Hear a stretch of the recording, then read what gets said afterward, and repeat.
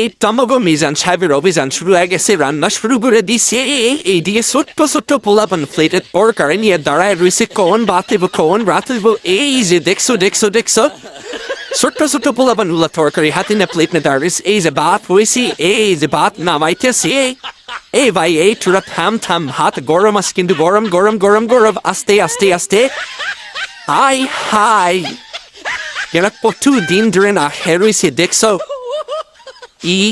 কয়েক সেকেন্ডের মধ্যে মানে ভাতের বল খালি। বাবা বাবা বাবা বা, অসাধারণ অসাধারণ অসাধারণ অস্থির। এই দেখো ওই আবার কি করে, ওর তরকারি শেষ হয়ে গেছে, এই জন্য বুঝতে নিয়ে বেড়াইছে। এই ওর পাতা থেকে মানে গোস্তরা উঠে নিল।